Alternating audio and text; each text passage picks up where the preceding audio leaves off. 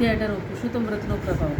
સુદ પુરાણી બોલ્યા, હે મુનિશ્રેષ્ઠો, સુદેવ અને તેની પત્ની ગૌતમી પોતાના મૃત બાળકને ખોળામાં લઈ કલ્પાંત કરવા લાગ્યા અને લાંબો સમય ત્યાં જ બેઠા રહ્યા। એટલામાં ચોમાસું ન હોવા છતાં અચાનક વરસાદ તૂટી પડ્યો। ચારે દિશામાં અંધકાર છવાઈ ગયો, પવન જોરદાર ફૂંકાવા લાગ્યો, વીજળીના ચમકારા થવા લાગ્યા। એક માસ સુધી સતત વરસાદ વર્ષા કર્યો। સુદેવ અને ગૌતમી કંઈ પણ ખોરાક લીધા ત્યાં જ બેસી રહ્યા। પુત્ર સુખમાં બંને ગરકાવ હતા।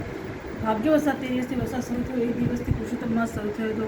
આખા માસ દરમિયાન સતત વરસાદ વર્ષા કર્યો। બંને નિરાહાર હોવાથી અજાણપણામાં તેમનાથી પુરુષોત્તમ માસનું વ્રત થઈ ગયું। આથી તેના અધિષ્ઠાતા દેવ ભગવાન પુરુષોત્તમ તેમના પર પ્રસન્ન થયા અને આકાશમાં તેમને દર્શન આપ્યા। પતિ પત્ની ભગવાન પ્રણામ કર્યા। શ્રી કૃષ્ણ શરણમંગળ મંત્રથી તેમનું ધ્યાન ધર્યું।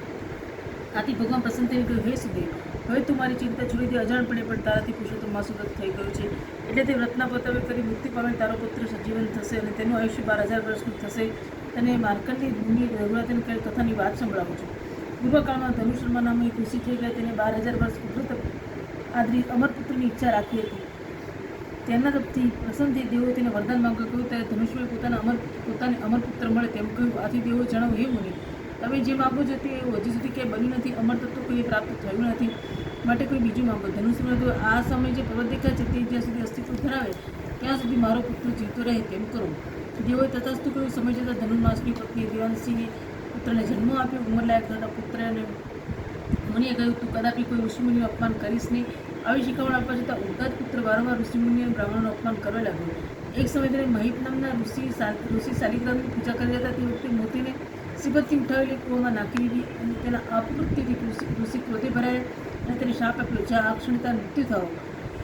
પણ આ ઉદ્ધત છોકરાને કંઈ પણ થયું। આથી મહર્ષિ ઋષિએ સમાધિ લગાવી જાણી લીધું કે આ સફળતાથી મરી તેમ સરળતાથી તેમાંથી ઋષિ જોતા નિશ્વાસ નાખ્યો કે તેમાંથી હજારો પાડા ઉત્પન્ન થયા અને તેને પર્વતના ચૂરેચૂરા કરી નાખ્યા। તેની સાથે આ ઉદ્ધત બાળકનું મરણ થયું।